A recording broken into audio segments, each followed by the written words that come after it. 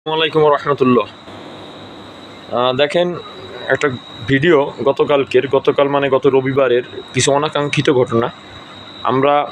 আপনারা জানেন, গত রবিবার আমার ডাকে যে কর্মসূচি ছিল, যে প্রথমে আমি বলেছিলাম যে এক দফা ডু অর ডাই কর্মসূচি, এরপরে বলেছিলাম এক দফা দাবিতে আমরা ওইখানে অবস্থান নিব।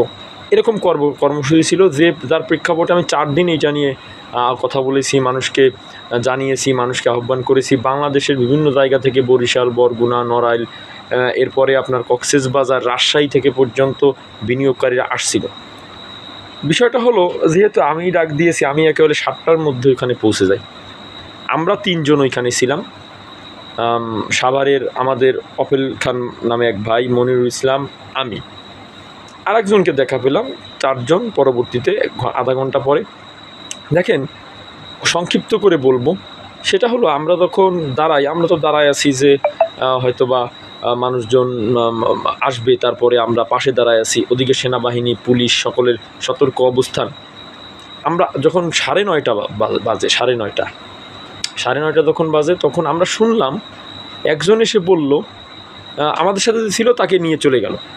এরপরে সে কোথায় গেল দেখলাম ভিতরে ঢুকে গেল। আমি তো তারপরে দাঁড়ানো, কি ব্যাপার জানি না। আরেকজন আসছে, যখন বললাম যে ভাই একজন তো ভিতরে ঢুকে গেল, ওই যে এক মুরব্বী, যে লাল দাড়ি করে, উনি সরকারি রিটায়ার্ড প্রাপ্ত, ওনার নামটা আমার মনে নেই এখন। একজন এসে বললো, দেখ বিনিয়োগকারীরা তো ভিতরে মিটিং করতেছে। বিনিয়োগকারীরা ভিতরে মিটিং করছে, এটা শুনে প্রোগ্রাম দিলাম আমরা। এটা শুনে আমি তখন ভিতরে গেলাম, রিসিপশনের ওইখানে। বললো, হ্যাঁ বিনিয়োগকারীরা, আপনারা বিনিয়োগকারী? হ্যাঁ বিনিয়োগকারী, ওই রুমে মিটিং করতেছে। দেখেন, তখন ভাবলাম যে কারা গেল। আমি, আমার সঙ্গে অপেল খান ভাই, এবং ওই যিনি আমাদের মুরব্বী যে ভাই ছিল, উনি রিটায়ার্ড প্রাপ্ত ভাই, উনি খুব জোরালো ভূমিকা রাখছে। আমরা একসঙ্গে গেলাম। যার পরে দেখলাম তারা বসা আছে, এবং জানতে পারলাম তারপরে তারা 5 জনের একটা টিম ওইখানে আসছে। আমরা তো বিক্ষিপ্ত, আমরা ওখানে গিয়ে আমাদের বসতে বলছে, আমরা বসে পড়ছি যে আসলে কী ব্যাপার। ওইখানে চেয়ারম্যান সাহেবও নেই। পরবর্তীতে দেখলাম রেজাউল সাহেব সহ আরও 2-3 জন কর্মকর্তা ওইখানে এসে উপস্থিত হলো। উপস্থিত হওয়ার পরে আমাকে বসতে বলছে এক ভাই, বসেন এইখানে। আমি রেজাউল সাহেবের পাশেই, পাশেই আমি বসে পড়ছি। দেখেন, একটা বিষয় হলো, তারা যে 5 জনের যে টিম, তাদেরকে বলা ছিল আপনারা সবাই একসাথে। তারা বলতেছে না, আমরা 5 জন আসছি একসঙ্গে। 5 জনের টিম, তাদের থেকেই কিন্তু কথা শুরু হয়েছে, এবং তারাই কিন্তু কথা বলতেছিল। সিংহভাগ কথা তাদের পক্ষ থেকে আসছে। এইখানে তারা তাদের দাবিগুলা, এই যে জেড ক্যাটাগরিতে পাঠানো, বাইব্যাক আইন, বিভিন্ন রকম দাবিগুলা তারা করতেছিল। আর রেজাউল সাহেব কথার উত্তর দিচ্ছিল। একই পর্যায়ে আমিও কথা বলতে চাইলাম, যে আমি ওইখানে কিছু কথা বলি বিনিয়োগকারীদের জন্য।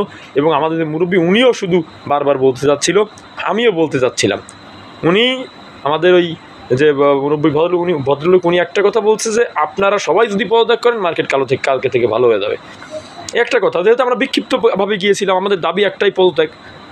এরপরে আমার যে কথাগুলো, এগুলো কিন্তু ভিডিও করা আছে, আমার কাছেই আছে, আমি চাইলে ছেড়ে দিতে পারবো। আমার কথাগুলোর মধ্যে প্রথম কথার পরে আমি বিভিন্ন সময় পার্ট বাই পার্ট তাদেরকে প্রশ্ন করতেছিলাম।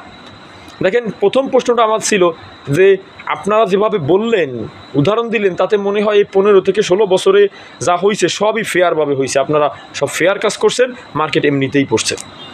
তাহলে এই 15 বছর 16 বছরের এই সময়টাকে সময়টাতে যে বিনিয়োগকারীরা নিশ্চয় হলো কোনো দায়ভার নেই কমিশনের, এইভাবে আপনারা কথা বললেন। আমি এই প্রশ্নটা ওনাদের কাছে করেছি, এটা কি সঠিক কিনা। এরপরে আমি বললাম যে এই যে 15 বছরে তো সালমানে রহমান মন্ত্রী মিনিস্টারদের নামে কোনো তদন্ত হয়নি। এই সরকার আসার পরে তদন্ত হয়েছে। স্বৈরাচারের সরকারের সময় কোনো তদন্ত হয়নি। তাহলে এইটাকে আপনারা কীভাবে দেখেন? বলতেছে এটা তদন্ত না, বলতেছে এটা ফাঁস হয়েছে। তখন তারা বলতেছে এটা তদন্ত চলতেছে এখনও। আমি তখন বললাম, যদি তদন্ত হয়ে প্রমাণিত হয় যে এই লোকগুলো অপরাধী, আপনারা তো সেই সময় দায়িত্বে ছিলেন, তাহলে আপনারা সবাইকে পদত্যাগ করবেন? এই প্রশ্নটা রেখে গেলাম। এবং আমি এইটাও বলেছি যে বিনিয়োগকারীদের জন্য, এই বিনিয়োগকারীরা যে বাজারে ক্ষতিগ্রস্ত, এটা কি আপনারা স্বীকার করেন কিনা। তাহলে উত্তর দেন, স্বীকার করেন কিনা। 15 বছর ধরে বিনিয়োগকারীরা ক্ষতিগ্রস্ত, তারা এই কথা স্পষ্ট বলতে পারেনি যে আমরা স্বীকার করি বিনিয়োগকারীরা ক্ষতিগ্রস্ত, এই উত্তর দিতে পারেনি। আর ক্ষতিগ্রস্ত হলে এই বিনিয়োগকারীদের জন্য কী করণীয় এখন, সেই কথাটাও উত্তর দেন, সেইটারও তারা উত্তর দিতে পারেনি। তার মানে আমার কথাগুলোর কোনো উত্তর আমি ওইখানে পাইনি, কেউ পায়নি। এবং এক পর্যায়ে আমি দেখলাম যে আসলে এইখানে আমাদের ওনাদের আমি তো প্রশ্নই করছি, ওনাদের কথাগুলো লিখে নিয়ে গেছে, এবং আমি দু একটা কথা লিখছে, এটা বাদও দেওয়াইছি যে এটা কেন লিখলেন, এটা তো আমরা বলিনি। এরপরে আমি আগে বের হয়েছি, যেহেতু আমার বোঝা হয়ে গেছে যে শেষ মিটিংয়ের অ্যাটলিস্ট একটা পর্যায়ে কথা যখন শেষের পর্যায়ে আমি উঠে চলে আসছি।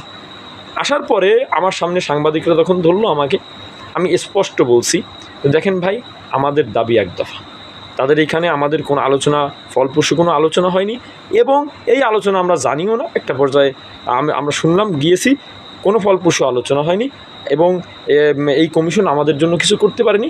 আমাদের দাবি এক দফা আমাদের দাবি, এইটা আমাদের মানতে হবে, এইটা বলছি। এইটা ফ্ল্যাশ হয়েছে, আমি এটা ফেসবুকে ছেড়েও দিয়েছি, আপনারা দেখতে পারেন। এরপরে যেটা হয়েছে, আমরা দেখলাম ব্যাপক পরিমাণে পুলিশ, আর্মি, আপনার তারা আনসার দিয়ে একেবারে ভরা, আমাদেরকে দাঁড়াতেই দিবেন। আমরা ওপার ছিলাম, সেখানেই আমাদেরকে এক পুলিশ অফিসার গিয়ে বলছে যে আপনাদের সময় 1 ঘন্টা।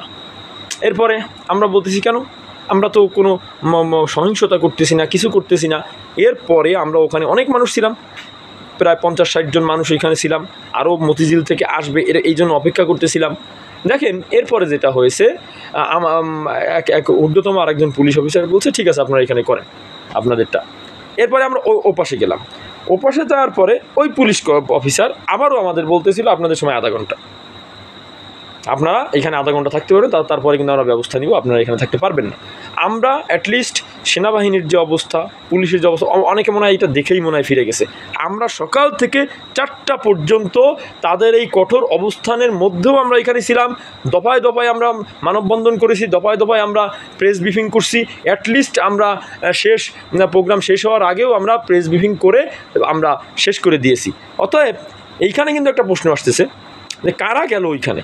আমার প্রশ্ন, কারা প্রথমে গেল?